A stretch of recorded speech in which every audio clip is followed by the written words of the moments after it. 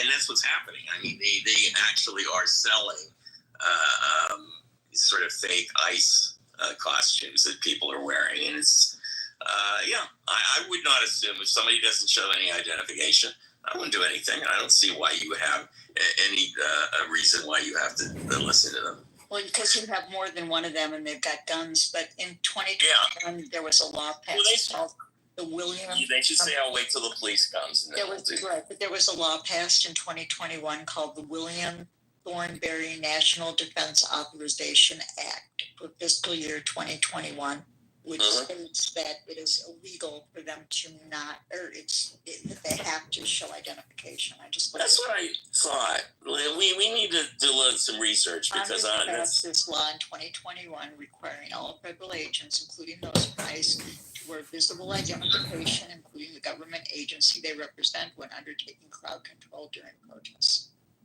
Ooh, that sounds official, Marshall. That sounded like protests. At the very end, the qualifications of protests, not arrests, not apprehensions. So, yeah. Well, this is a big issue. It really is, because that's one of the reasons that's what they're doing on purpose to create fear and to create a provocation. We know what the trick is. Anyway, look who's here. Charlotte's here. Came in the last minute. Elle, did you want to finish up? Did you want to do your closing comment? The only other thing I was going to say was over the weekend I was watching different reels and listening to people talk about this. One thing that I saw was somebody who was posting a particular phone number that immigrants can call to reschedule their appointments to have them be virtual. And they wanted everybody to have that number and to let immigrants know so that instead of them having to go down for their appointment and then risk being snatched up, there apparently is a loophole where they can supposedly... That's great. It would be fantastic. And then the other thing I heard people talking about was to just really go out on a limb and go there with your immigrant friends to their appointments so that they have representation with an ally. Well, the last two things I wanted to add. That's what Lander did in New York, remember? Exactly. Which I think is great. And I think that's what we have to look forward to. That's what the confrontation is going to be. There'll be confrontations there. There have been people, I think in Minnesota, I saw this, where there were groups of neighborhood people who would get into their SUVs and follow the ICE cars honking to alert people that they're in the neighborhood. And that was an interesting way to, there were some interesting videos coming out of that. It's just, the whole thing is disturbing. Charla, why don't you say hello and also give us your closing comment, pearls of wisdom. Hi, guys. Sorry, been busy. Yeah, we've been missing you. Yes, I've been busy with my apprentice. Oh my gosh. Pearls of wisdom. I'm so glad to be in the room with my fellow patriots. And but in terms of pearls of wisdom, oh my gosh, I don't really have any, because I think right now, I think we're all in a state of shock, and I think, with the Supreme Court essentially killing the whole checks and balances system by obviously empowering Trump, I think that we have seen the death of the United States of America. That's my pearls of wisdom. And so I know it's kind of depressing, but it's the reality, unfortunately. I mean, the erosion of our civil rights, I mean, we have none. The erosion of freedom of speech, we have none. With Trump now, I just read a headline yesterday that Trump was going to try to force journalists to reveal their sources with regards to the Iranian attack. So there goes, if he pursues this, And if the Supreme Court and if this goes all the way to the Supreme Court, we are witnessing the death of freedom of press. So pretty much the United States is dead. And that's pretty much my pearls of wisdom. Yes. Okay, Stephanie wants to come up for last minute. Thanks, Charla. By the way, Charla, you know I'm coming to New York, so I get to see you in person. I know. I'm looking forward to it. All right. Thanks. Francine, you want to go ahead? Yeah, I do. Elizabeth Warren has just posted that they're in the part of the vote-a-rama where they're adding things to the bill. Right. So we don't know what's in this bill, guys. This is so unfair to the citizenry. But even the Congress people, the senators, don't know what's in this bill, and they haven't started really voting on it yet. So, right. So we're in the dark, and we're going to be in the dark until the bill goes through, and then we're going to be in the repeal and replace. Place. Yeah, no, I think that's what seems to be happening is that people in general are assuming that this is going to go through, and that after it happens, we're going to do a lot of complaining about it. Our favorite billionaire Nazi, Elon Musk, seems to not like it very much. Which is interesting. But I don't know. We'll see what happens. But in the meantime, I guess just keep watching. Francine, did you want to add anything else to your closing comment? No, because I think we don't know anything yet. What they're going to do is keep massaging this until it passes. And that means that we won't know, and we don't know, and fuck it. It's like no, I know. This comes into this whole idea of exhaustion. It's exhausting. We are physically exhausted.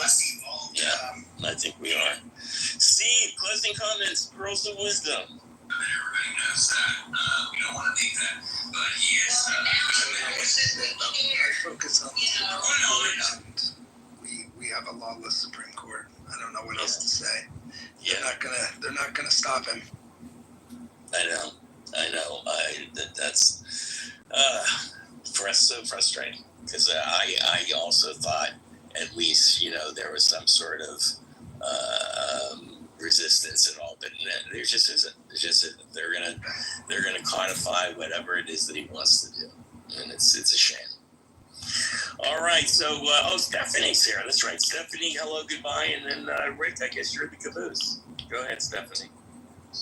Everybody, just a quick couple of updates on protests. So the Tesla takedown I've been talking about, I've been attending on and off. They just did it's a showroom that hasn't opened yet in a small town in Silicon Valley, and I wasn't there, but I saw the sign and the pictures. They had a banner that said "Store closing, everything must go."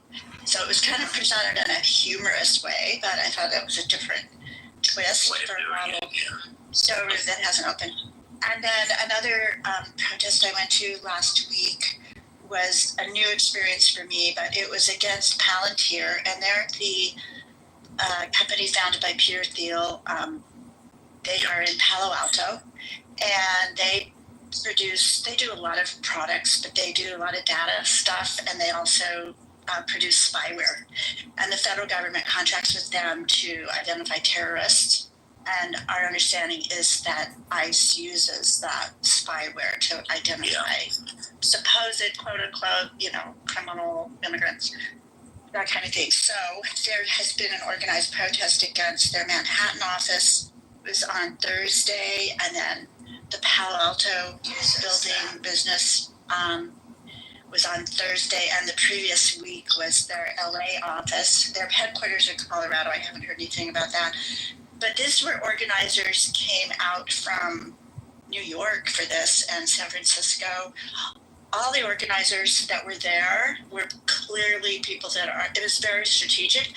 All of them were masked. They wore scarves or masks. They had a lot of safety officers, so to speak. They, were in black, but they all had neon yellow or orange vests on. The company had parked moving trucks in front of their front door so that traffic couldn't see the protest.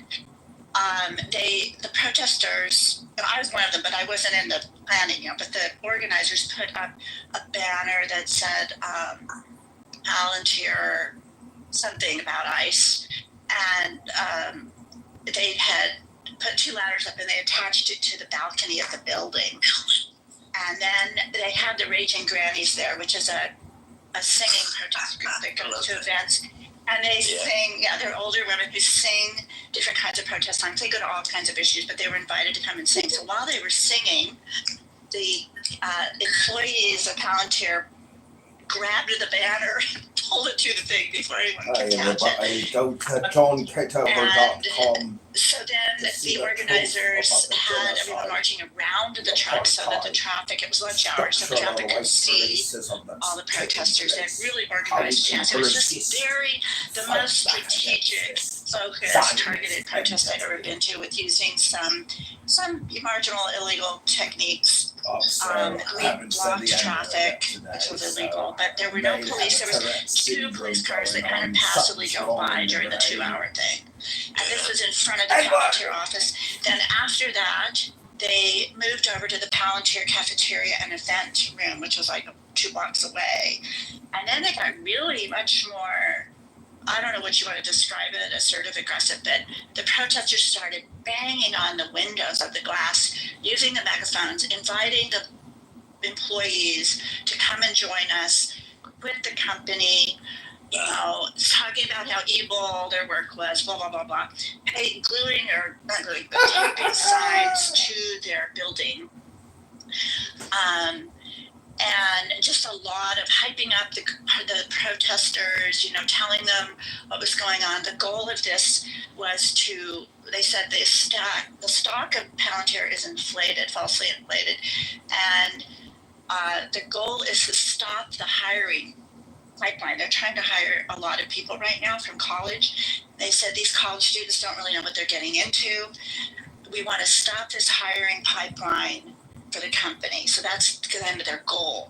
And then they have some intel, someone on the inside who notified them that the employees were sent home for the day. So they considered that a victory.